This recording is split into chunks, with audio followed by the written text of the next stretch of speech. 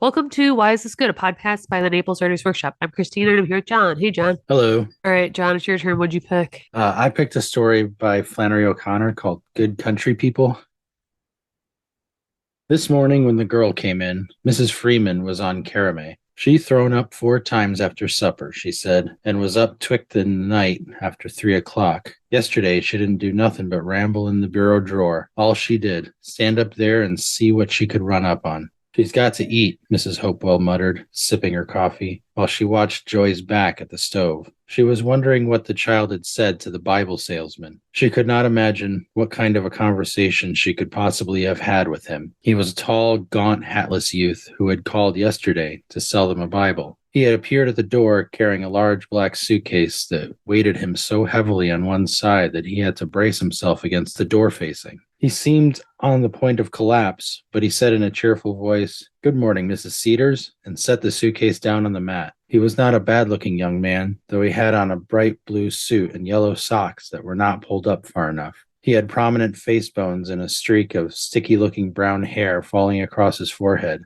"I'm Mrs. Hopewell," she said. "Oh," he said, pretending to look puzzled, but with his eyes sparkling. "I saw it said the Cedars on the mailbox, so I thought you was Mrs. Cedars." And he burst out in a pleasant laugh. He picked up the satchel, and under cover of a pant, he fell forward into her hall. It was rather as if the suitcase had moved first, jerking him after it. "Mrs. Hopewell," he said, and grabbed her hand. "I hope you are well." And he laughed again, and then all at once, his face sobered completely. He paused and gave her a straight, earnest look and said, "Lady, I've come to speak of serious things." "Well, come in," she muttered, none too pleased because her dinner was almost ready. He came into the parlor and sat down on the edge of a straight chair and put the suitcase between his feet and glanced around the room as if he were sizing her up by it. Her silver gleamed on the two sideboards. She decided he had never been in a room as elegant as this. "Mrs. Hopewell," he began, using her name in a way that sounded almost intimate, "I know you believe in Christian service." "Well, yes," she murmured. "I know," he said and paused, looking very wise with his head cocked on one side, "that you're a good woman. Friends have told me." Mrs. Hopewell never liked to be taken for a fool. "What are you selling?" she asked. "Bibles," the young man said, and his eye raced around the room before he added,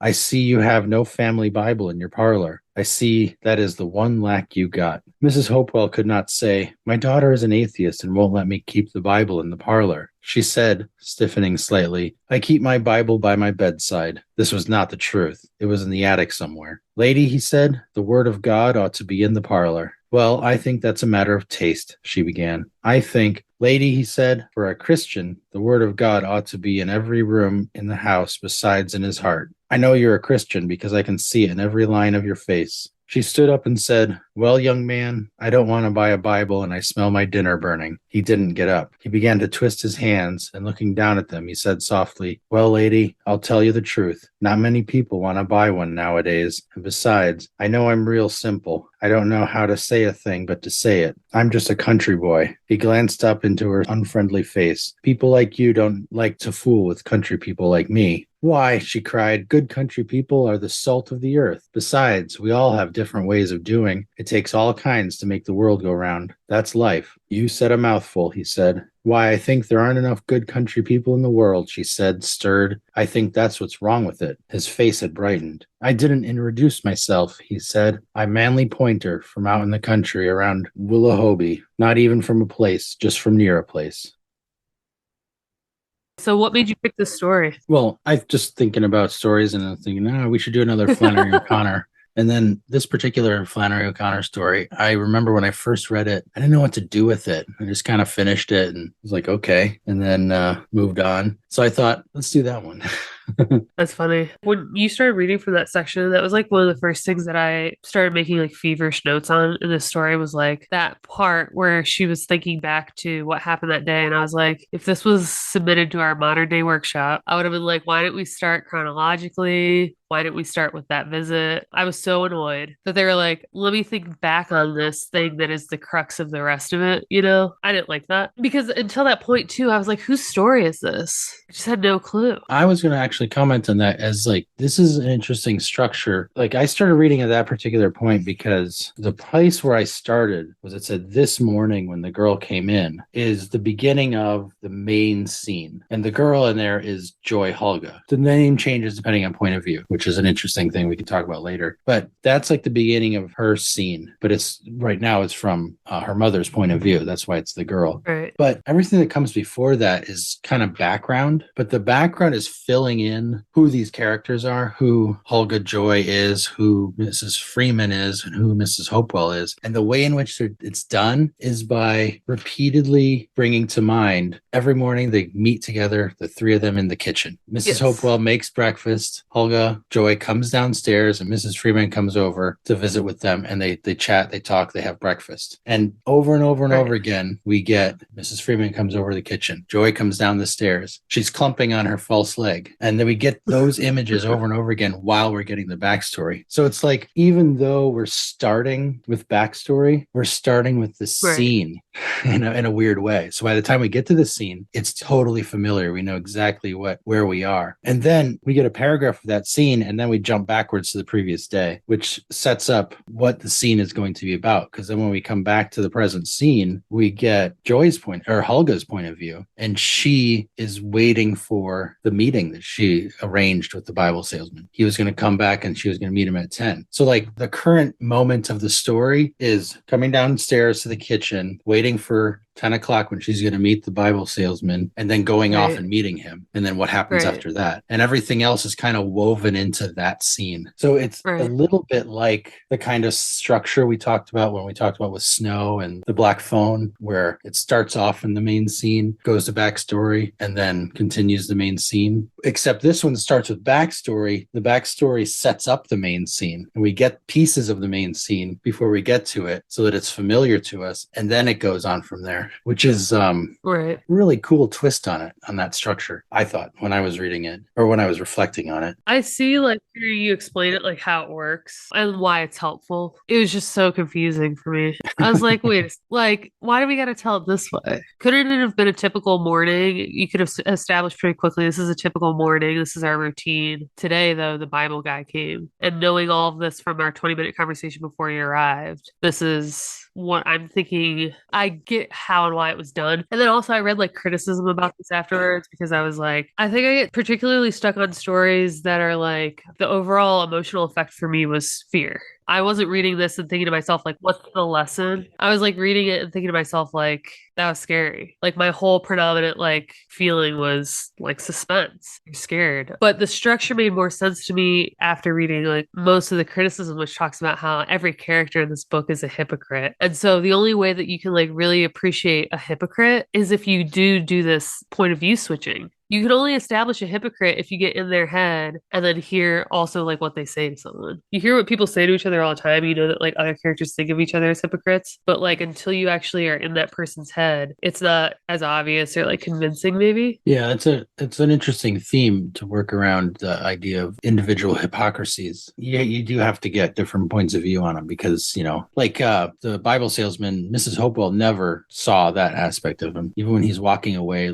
having left her daughter in the top of the barn, she's like, there he goes. What a simple, good country person. Yes. And meanwhile, we know the dramatic irony of it is we know he just revealed himself. Yeah, that's a good point. The backstory does establish all that, like everything that they kind of like leads up to that first scene sets up those three characters into which this Bible salesman is going to be introduced, and their perspectives on things, the way in which they intersect in that kitchen. I think the other thing that's key about this is like maybe you could establish who a hypocrite is without being in their head, where like they say they're going to do something and they don't, or like their actions are contradictory for themselves and other characters. Like that can all be established without being in their head. But I think what was key here too is that they're not only hypocrites, but they all have personal thoughts and judgments about the other characters that they don't voice. And that was what was key. And there is, after reading this, like criticism, like I said, I don't pick up on this on my own, but afterwards I'm like, okay, I totally see what she's doing here. She's putting everyone on the moral high ground for like very, very, very different reasons, while simultaneously all of these people are like pretty horrific to each other and are also like hypocritical in the sense that like they excuse some of their own behaviors, but still think that they're better than these other people that do or don't do the same thing.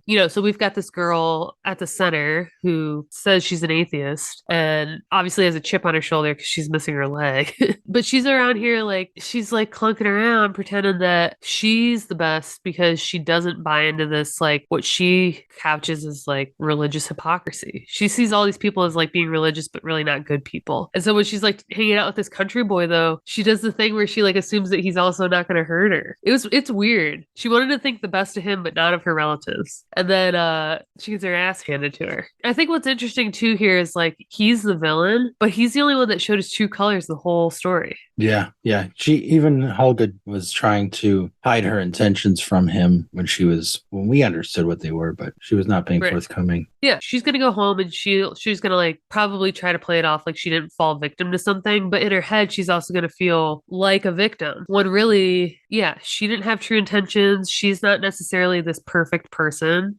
He didn't prey on a really, really good girl. Like she might be crippled, but that doesn't make her inherently good. There's a tragedy in the middle of it too, because she's always on guard. Probably part of her character is like guardedness, but he manages at the last moment before he reveals his true intentions to get past her guard, and she's like, yes. maybe this is different than I think it is. Maybe this is something real. Right. But then, when the mask is off, he full blown tells her he doesn't pretend to be this good country boy when he's leaving her high and dry. Then the mask is off, and then he's fine to be like, yeah, I screwed you. I've screwed a lot of people, and you fell for it because you think I'm a Bible thumper. Like you're the idiot. So he's not over here like saying you're all hypocrites and I'm not. That's not the point. But it is like kind of funny that he does it for a purpose, and everyone else just like walks around acting like they're the best person they're the main character. They're without fault or flaws, and everyone else is an asshole, which is a really shitty way to live. Are you looking for a section? Well, I keep thinking about the way you talked about not liking the way it began, like with that backstory, then finally, like I didn't mind the way it began. I just when they launched into like she was thinking about what happened and then it went into full scene, that's when I got annoyed. Oh, you mean after they came to the present moment in the kitchen and then she's like, I wonder what she said, and then it jumped back to yesterday? Yeah, I was like, what are we doing? Well, what I was going to mention was that it's an interesting place to start because on the surface, Mrs. Freeman doesn't seem to take a lot of space in this story, but it starts and ends with Mrs. Freeman. Yeah. Besides the neutral expression that she wore when she was alone, Mrs. Freeman had two others, forward and reverse, that she used for all her human dealings. And then the last paragraph starts with Mrs. Freeman's gaze drove forward, kind of referring back to that, she only has forward and reverse in her outlook. And there's other visual metaphors with her, like, is this Helga's point of view? She's thinking about Mrs. Freeman. It was as if Mrs. Freeman's beady, steel-pointed eyes had penetrated far enough behind her face to reach some secret fact. So she's projecting a kind of like discernment to Mrs. Freeman, which the story kind of reveals is not necessarily there. Right. But for a story that's so wrapped up in the relationship between Mrs. Hopewell and her daughter, Joy Helga, and then this Bible salesman, Mrs. Freeman seems extraneous and yet is who we begin and end with. Yeah. The only like thought I can have were you going to say like why you think that's effective, or are you marveling at it, or I'm are you a little marveling at it. I don't necessarily, I haven't thought a lot about why, but the only thing I could think of is this: she represents because they think of her as having this vision, this like discernment, that they can look at her as kind of like a judge on who they are. Yeah. Well, like, so we don't know based on where this story ends how Holga's going to play this off, right? I think we have good guesses. Like, she's going to have to explain something about the leg. I imagine those are not easy to come by. Who knows how long she's going to be out there? She'll probably figure it out. I think the story kind of ends on a note where Helga, what we know about her is that she's going to try her best to save face. And then we've got Mrs. Freeman here who, like you said, we're back in her head kind of here at the end. And what she's saying is like more criticism of this Bible guy. She's like, I'm going to read it. Why, that looks like that nice, dull young man that tried to sell me a Bible yesterday, Mrs. Hopewell said, squinting. He must have been selling them to the Negroes back in there. He was so simple, she said, but I guess the world would be better off if we were all that simple. Mrs. Freeman's gaze drove forward and just touched him before he disappeared under the hill. Then she returned her attention to the evil-smelling onion shoot she was lifting from the ground. Some can't be that simple, she said. I know I never could. So they're still criticizing this guy now for, they say, being so simple, so straightforward, just a good good Bible thumper. Like, they're not necessarily even going to be privy to the grand reveal based on how Holga plays this off, right? They might go on thinking that there are some people in this world who are so simple, so stupid, so good, so dull, whatever it is, like so simple minded that they don't even have an interior life that's of interest. They don't have like a full personhood because they're face value humans. When really, he was the master manipulator of all the people in this story who think that they have this rich interior monologue. You know, I'm the main character. I'm the smartest one here. I'm the most important one here. I'm the only one that can see everyone for who they are. He was the only one that actually achieved that. He pulled one over on all of them successfully. He's the only one. Everyone else, I think, is kind of thinking to themselves, like, Holga's an asshole. Mrs. Freeman's a jerk. I think they all have opinions about each other that might be more spot on than what they thought of this guy. And he probably thinks they're all dull. He's like, these are all straightforward people in the sense that they are going to be easily played by this character that I'm going to put on. They're going to think the worst of me. I like the alternate story from his point of view that could have the same name, Good Country People, put a totally different spin on it based on what you just said about these are all straightforward people. Yeah, so I guess what we've established from this episode would be that these perspectives that we're able to kind of like see everyone's interior thoughts at some point, except for his, really does work to establish this whole theme of feeling high and mighty, right? You can't get that sense as well as you might if you're not in someone's head. On the topic of, getting perspectives on things, I wanted to mention this, the way in which she sets up the head hopping. This is such a Flannery O'Connor kind of thing to do, where she has that toolbox of things that fiction can do, and she knows exactly how to deploy them. Right. It's almost too, like, if you're looking for them, they're like so obvious, but they're so subtle when you're reading them that you don't necessarily pay attention to them. So one of the things she does is, okay, so she's in Mrs. Hopewell's head. Mrs. Hopewell excused this attitude, talking about her daughter's attitude because of the leg, which had been shot off in a honey accident. And then throughout this, she's going thinking about her daughter. Then she says her name was really Joy, but as soon as she was 21 and away from home, she had had it legally changed. Mrs. Hopewell was certain. This is still in Mrs. Hopewell's head, right? Mrs. Hopewell was certain that she had thought and thought until she had hit upon the ugliest name in any language. Then she had gone and had the beautiful name Joy changed without telling her mother until after she had done it. Her legal name was Hulga. When Mrs. Hopewell thought the name Hulga, she thought of the broad, blank hull of a battleship. She would not use it. She continued to call her Joy, to which the girl responded, but in a purely mechanical way. So we're totally in Mrs. Hopewell's head there. And she's been referring to her daughter as Joy, like for what, 4 or 5 pages by now. And suddenly the next paragraph starts, Hulga had learned to tolerate Mrs. Freeman. We've jumped perspectives. And Flannery O'Connor has set us up to understand that shift in perspectives by just changing that name with everything that had just gone before, which sets up both characters. It's like it's doing 5 things at once. And one of those things is setting us up for this POV change. Right. Which is, like I said, it's such an obvious way to do it, right? To have one character refer to another character by one name, and that character refer to themselves by a different name. So you know who's thinking about what just by the name. But she does it in such a like smooth, easy way.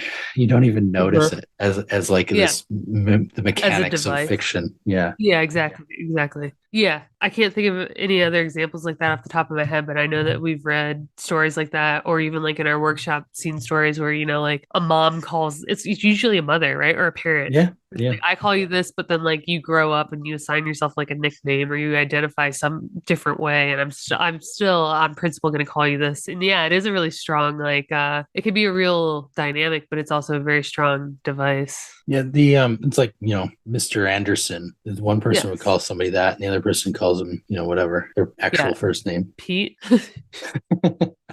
Okay, so do you have a takeaway? I don't know. My takeaway was going to be one of 3 things. One of them was the structure that I talked about. One of them was that POV thing that I talked about.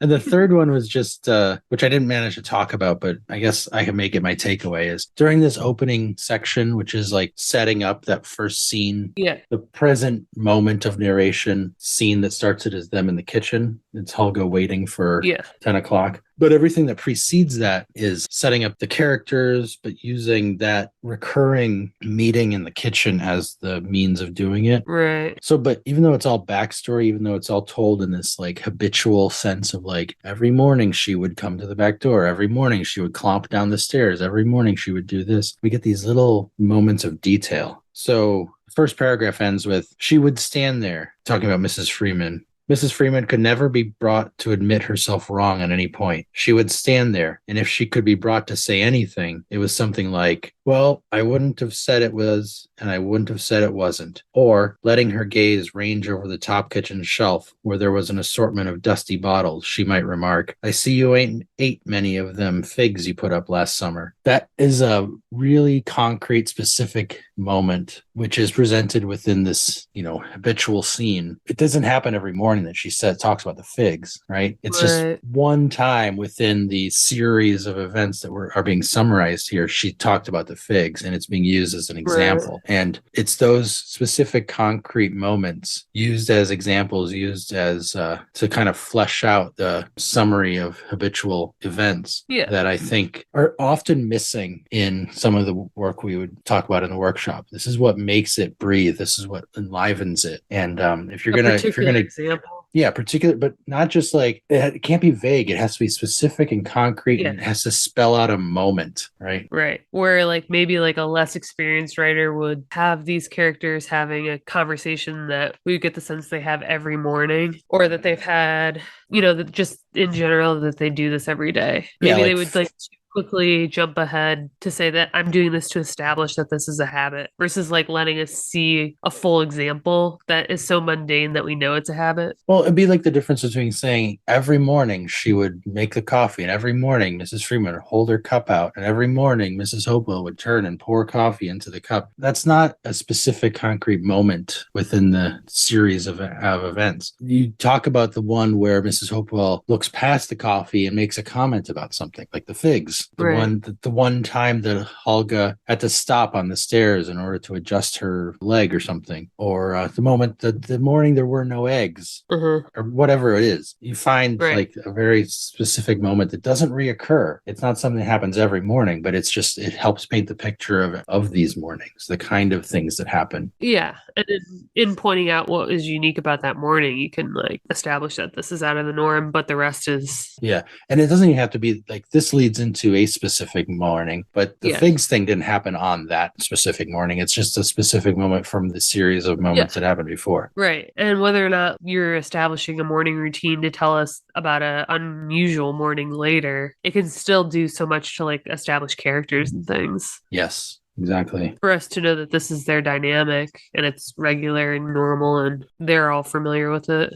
Yeah, I think that's good. That's a good takeaway because that's a pretty specific thing that we probably don't all realize that we do, but we probably do pretty often, right? Yeah. If we're trying to establish something, it's the quickest way to do it is to just tell you flat out that this is recurring.